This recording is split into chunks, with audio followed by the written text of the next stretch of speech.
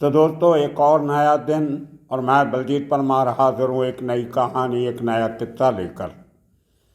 कल मैं बात कर रहा था एक बड़े पुलिस ऑफिसर से और उनके साथ जिक्र हुआ कि सिद्धू मूसेवाला के पिता ने इंग्लैंड में एक बयान दिया है कि मैंने पंजाब के मुख्यमंत्री भगवंत मान से कहा था कि अगर मेरे बेटे को जल्दी इंसाफ नहीं मिलता तो मैं उस इशू को इंटरनेशनल प्लेटफॉर्म पे उठाऊंगा। और ये बात मुझे याद आई कि थोड़ी देर पहले मेरे साथ बात करते हुए उन्होंने यही बात कही थी और आपने सुना होगा हमारे एक एपिसोड में हमने ये स्टेटमेंट को उस समय ही बता दिया था।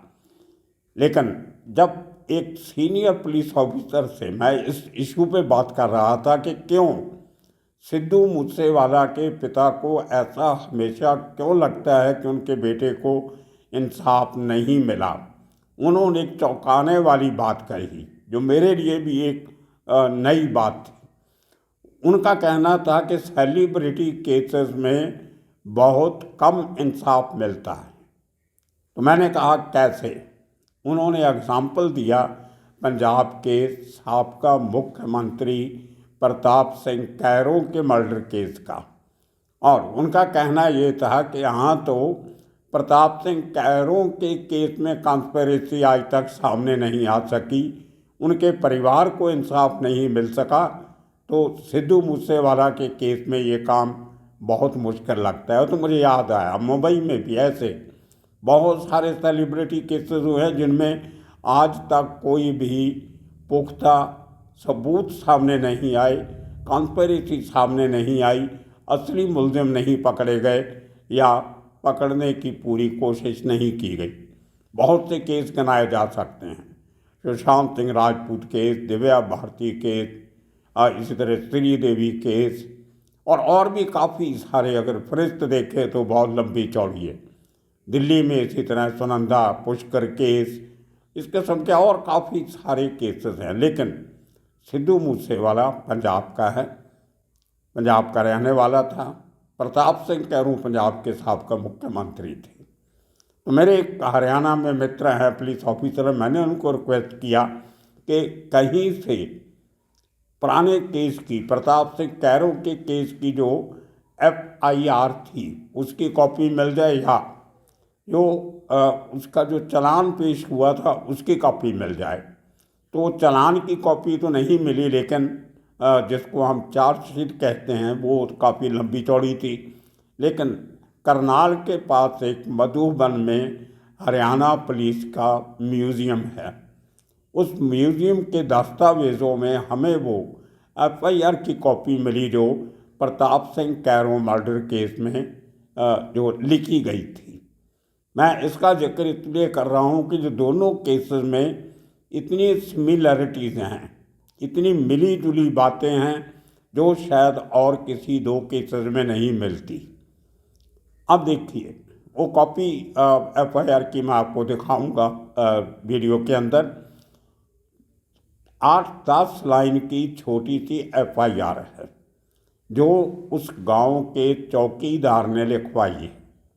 चौकीदार का ये कहना है कि मुझे ये खबर मिली कि इस तरह रसोई गांव जो है हरियाणा, जो दिल्ली से चंडीगढ़ को रोड आती है, उसमें सोनीपत के पहले जहाँ दिल्ली का बॉर्डर क्रॉस करने के बाद राय करके एक जगह आती है जहाँ NIS का, नेशनल इंस्टीट्यूट ऑफ स्पोर्ट्स का स्पोर्ट्स सेंटर भी है। उसके थोड़ा आगे चंडीगढ़ की तरफ आएँ, करनाल की तरफ आएँ तो एक छोटा सा गांव आता है रसोई गांव, जो किचन जिसको हम कहते हैं वही स्पेलिंग उसके रसोई गांव, GT रोड के ऊपर, तभी इसको ग्रैंड ट्रंक रोड कहा जाता था। एक पेड़ बहुत बड़ा है, आज भी है। उस पेड़ के बिल्कुल साथ प्रताप सिंह कैरों की गाड़ी रोकी गई थी, एम्बेसडर कार, और वो एम्बेसडर कार भी मधुबन के करनाल के पास उस म्यूज़ियम में आज तक खड़ी है। मैं उसकी तस्वीरें आपको दिखाऊंगा। छोटी सी एक वीडियो क्लिप है गाड़ी की, जिस कार में, एम्बेसडर कार में, पंजाब के साबका मुख्यमंत्री प्रताप सिंह कैरों ट्रैवल कर रहे थे अपने 3 साथियों के साथ। और जैसे ही वो रसोई गांव के उस GT रोड के पेड़ के पास पहुंचते हैं तो 4 अज्ञात लोग उनके ऊपर गोलियों से अटैक करते हैं, जिनमें प्रताप सिंह कैरों का असैसिनेशन होती है, उनको मारा जाता है। उनके साथ उनके एक बलदेव कपूर डायरेक्टर थे पंजाब गवर्नमेंट के, वो मर जाते हैं, और 2 साथी उनके अजीत सिंह और एक और, इन साथियों की मौत हो जाती। उसके बाद आप देखिए इसका और सिद्धू मूसेवाला केस के साथ कितने मिलते जुलते हैं। अब जीटी रोड है, दोपहर के 11:30-12 बजे का समय है, बहुत बिजी सड़क रहती है। किसी ने उस केस में खड़े होके देखने की, रोकने की, जो आई विटनेस थे उन्होंने कोई ठीक सही समझा नहीं कि उसकी रिपोर्ट पुलिस को की जाए। अल्टीमेटली जब कोई आँखों देखा असली गवाह, जिसने पूरी वारदात अपनी आँखों से देखी थी और बहुत सारे लोगों ने देखी होगी, उनको किसी को भी गवाह नहीं बना, या बने नहीं जब पुलिस ने बनाया नहीं। शिकायतकर्ता बनता है रसोई गांव का चौकीदार। उस चौकीदार का बयान है छोटा सा कि मुझे ये पता चला कि यहाँ पे एक एक्सीडेंट हुआ है, उसमें कुछ लोग मरे पाए गए हैं, एक की बॉडी अंदर है, 4 बाहर पड़े हैं, 3 बाहर पड़े हैं। तो मैंने ये जो मेरे पास खबर आई थी, जो मैंने वहाँ पे जाके देखा, तो वो अपने गांव के सरपंच को बताया। और देखिए अब उस गांव का सरपंच जो है उसको पुलिस ने मदई बनाया, गवाह बनाया। जो सरपंच उस जगह पे हादसे के समय मौजूद नहीं था। शिकायत करता तो चलो कोई भी हो सकता है, जैसे सिद्धू मूसेवाला के केस में उसके पिता शिकायत करता है, तो वो उनका तो बेटा गया है, अब गांव का चौकीदार था, उसकी जिम्मेदारी बनती है, उसने शिकायत कर दी। लेकिन गवाह बना गांव का सरपंच जो मौके पे नहीं था। इसी तरह सिद्धू मूसेवाला केस में भी कुछ लोग ऐसे गवाह बनाए गए हैं जो मौके पे नहीं थे। और उसके बाद इन्वेस्टिगेशन शुरू होती है। कैरों का परिवार, प्रताप सिंह कैरों का परिवार गुहार लगाता है कि हमारे पिता को मारने के पीछे बहुत बड़ा षड्यंत्र है, एक कॉन्स्पिरेसी है। लेकिन कोई पुलिस, कोई ऑफिसर उसके ऊपर ध्यान नहीं देता। सब लोग इस बात से इनकार करते हैं कि कोई कॉन्स्पिरेसी नहीं है, ये एक ऑर्डिनरी मर्डर है जिसकी हम इंक्वायरी कर रहे हैं। तो अब देखिए, जब पुलिस, तभी पंजाब एक ही था, हरियाणा नहीं था, हिमाचल नहीं था। ये 65 की बात है, 6 फरवरी 1965। जॉइंट पंजाब था, एक ही सरकार थी, एक ही पुलिस थी। लेकिन एक फॉर्मर चीफ मिनिस्टर जो 1 साल पहले तक इस इतनी बड़ी स्टेट का मुख्यमंत्री था, उसके कत्ल की जांच में भी किसी ने पूरा इंटरेस्ट नहीं दिखाया। आरोपी सब के सब भाग चुके थे, उनको पकड़ने की बात हो रही थी। लेकिन परिवार ने, उनके बेटे सुरेंद्र कैरों, गुरिंदर कैरों और बहुत सारे एमएलए ने असेंबली में भी, जो पंजाब की जॉइंट पंजाब की असेंबली थी, उसमें सवाल उठाए कि इस केस को सीबीआई को दिया जाना चाहिए। लेकिन जो सरकार थी उन्होंने ये केस सीबीआई को नहीं जाने दिया। इतना बड़ा प्रेशर दूसरे ग्रुप का था, लॉबीज का था, ये केस सीबीआई में नहीं जाना चाहिए। अश्विनी कुमार उस समय पंजाब के आईजी हुआ करते थे। आपने उनका नाम बहुत सुना होगा, इंडियन हॉकी फेडरेशन के प्रेसिडेंट रहे बहुत साल। वो आईपी ऑफिसर थे, इंडियन पुलिस ऑफिसर। उनके बाद वाले बैचेस में आईपीएस बन गया। तो उन्होंने एक जिम्मेदारी, आईजी थे, अपने ऊपर ले रखी थी कि मैं इन आरोपियों को पकड़ूंगा, छोड़ूंगा नहीं। इसी किस्म का एक ऑफिसर सिद्धू मूसेवाला केस में भी है, जो सोच के बैठा है कि मैं जो उसके जितने मुल्जिम हैं उनको पकड़ेंगे। तो अश्विनी कुमार जब निकलता है आरोपियों के पीछे, तो पता चलता है उनमें से सबसे बड़ा आरोपी सुच्चा सिंह नाम का एक आदमी, जो एक ज़माने में प्रताप सिंह कैरों को पर्सनली जानता था। उसके साथ एक नाहर सिंह करके उसका नाम आया, उसके साथ एक बलदेव सिंह का नाम आया, साथ ही सबसे अहम एक आरोपी दया सिंह। ये 4 लोगों के नाम आए और एक 5वां और एक्यूज था जिसको बाद में उम्र कैद हुई थी। वो उसका सेकेंडरी रोल था, मर्डर में इन्वॉल्व नहीं था। तो ये चारों को, सुच्चा सिंह, दया सिंह, नाहर सिंह, बलदेव सिंह, इनकी खोज में जब पुलिस ने की तो पता चला कि Sucha Singh Indian border cross करके नेपाल में घुसने की तैयारी कर। अब देखिए 1965 में बड़े केसेस में आरोपी नेपाल भागने की फिराक में रहते थे। इसी तरह का एक एपिसोड हमने बिहार का बनाया था जहां बहुत बड़े आरोपी क्राइम करके नेपाल चला जाता था। उसके बाद 90s में आके तो ये बहुत बड़ा 1980 और 90 के दहाके में मुंबई के अंडरवर्ल्ड के लिए ये एक रूटीन हो गया था। मुंबई में बड़े बड़े कांड करके नेपाल के रास्ते से दुबई पहुंच जाना, जहाँ कहीं और निकल जाना, बैंकॉक चले जाना, Indonesia, Malaysia, Vietnam, Manila, Philippine, जहाँ चले जाते थे।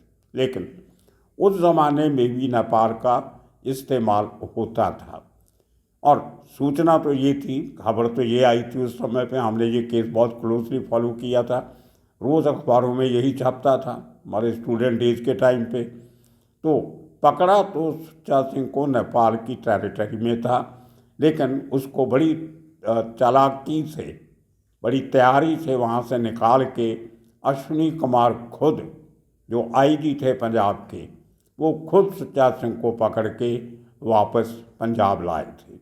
ये बहुत बड़ी उपलब्धि गिनी जाती थी उन दिनों में, इसीलिए उनका बहुत नाम भी हुआ, इज्जतमान भी हुआ। लेकिन केस चलता रहा।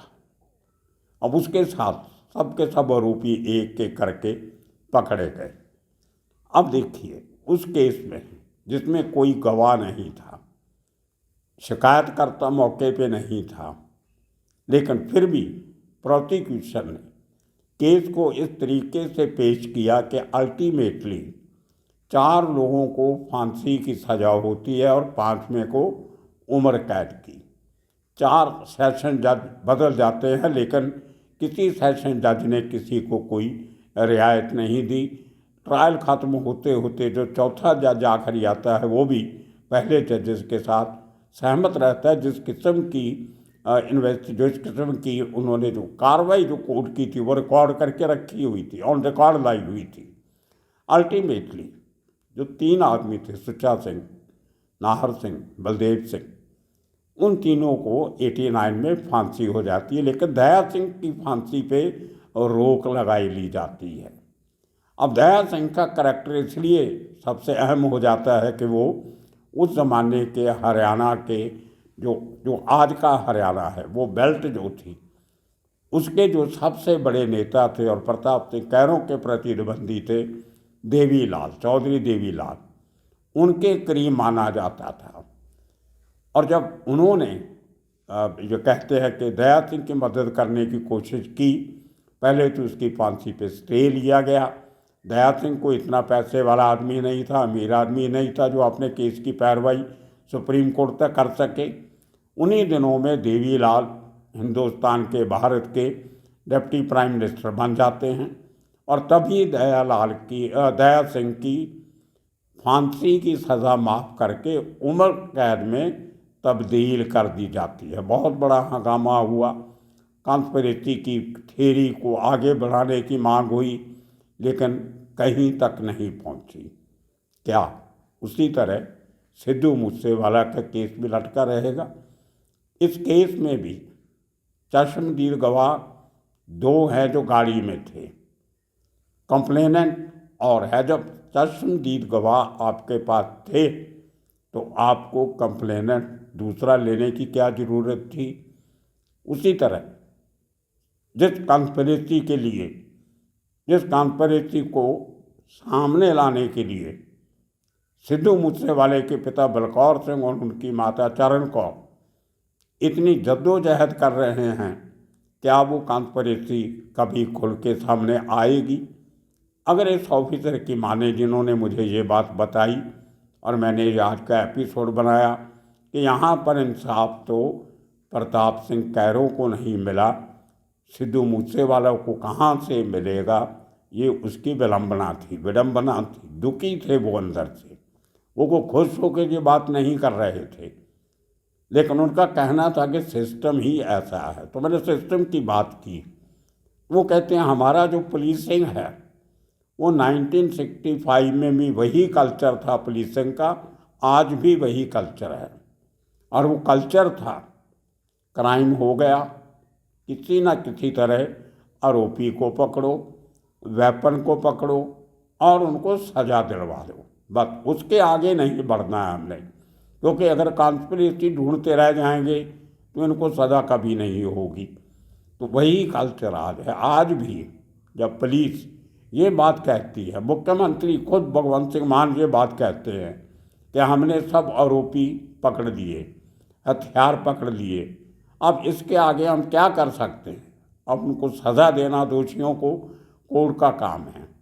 अब प्रोसिक्यूशन केस कैसा बनाती है, सज़ा होती है नहीं होती है, वो अभी देखने वाली बात है। लेकिन एक बात हमेशा रड़कती रहेगी, चुभती रहेगी कि अगर कानून में इंसाफ सेलिब्रिटीज़ को, बड़े लोगों को नहीं मिलता तो आम आदमी के साथ क्या होता होगा, आप ये खुद अंदाज़ा लगा सकते हो।